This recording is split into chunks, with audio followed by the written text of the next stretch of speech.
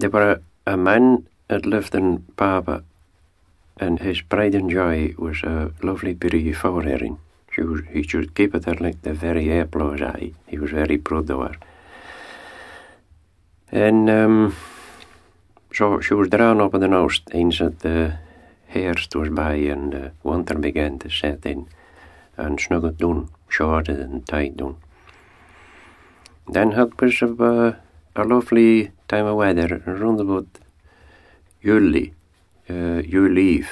He happened to be going out to look among the crubs, plants, and he saw down below the nest where his boat was, he saw the marks of the sand at the gill that had been used the night before.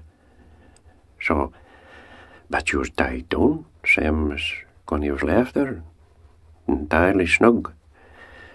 So he went home wondering about this, and they were not fat anybody maybe taking the boat to rescue a sheep that was stranded upon a steen or something like that. But there nobody ever asked him for the boat. Not that he would have hindered, but he asked it, and always been working with his boat. And there's no one human being that can't anything about it. This is very strange. So he just left it, and the year going by, and had come to Juli Eve again, and he was out around, and there was the marks of the sand again. The boat was certainly being hauled down, and he could see where the lens was going, and she was being in usury. But there again, he asked out, and nobody was ever been near her. So he thought he would leave it, and come around the next Christmas, he thought he would find out where the culprit was.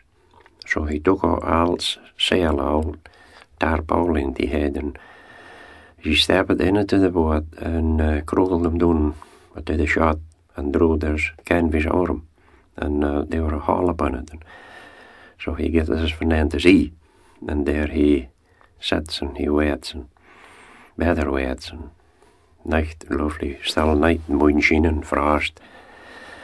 As he was just frozen, and he thinks he's going to go away home and get out of this, when by first he sees 3 peerie men coming down over the hill for the nest. And he was nae-wise feared, he can't there for troughs, but he was nae-wise patting about, so he thought he would lie still and see what they made of it. And they all 3 come down, and never said when, where took off the horn tow, took away the swords, and laid down the lens, and threw her down, and shaved her off, and they weren't no words spoken.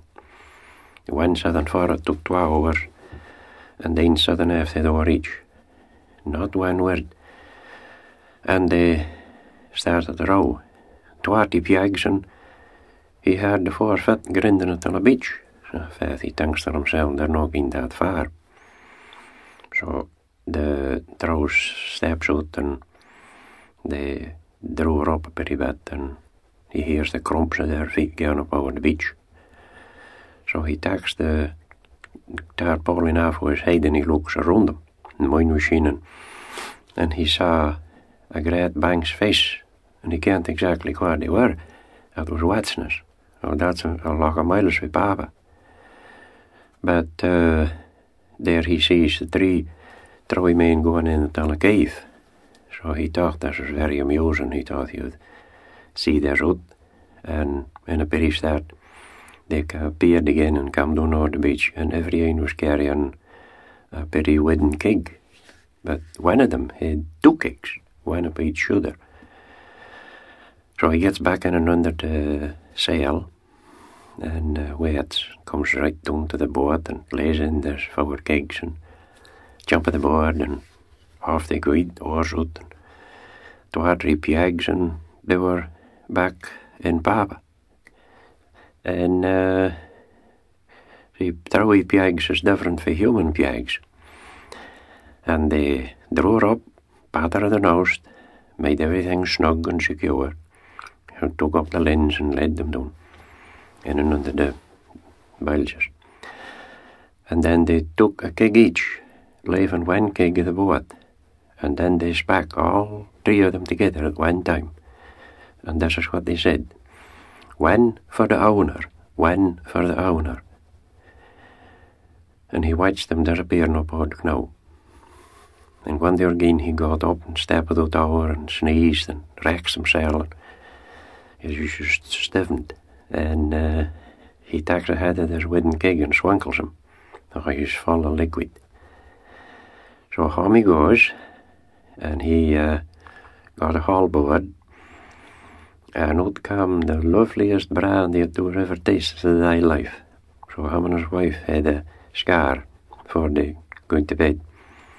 Next morning was early, and in came the neighbour, and everyone had his bottle.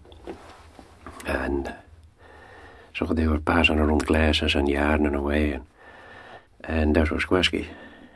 And he says, boys, hold you on for you taste this. So he gave them a glass of brandy each. By, that was good brandy, that. Where the mighty to do fine with that.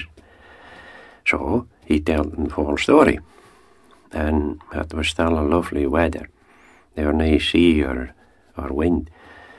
So among it they decides, we'll come on and we'll get a boat and we'll go and find yon place, and then every one of us will get a keg each of us. Oh, they thought that would be a splendid plan. So off they said, and I assure you it took them a scar longer to win the wetness as what it was with drows. And they came to the same go and the same beach, but there were no cave, and that cave has never been seen from that day to this.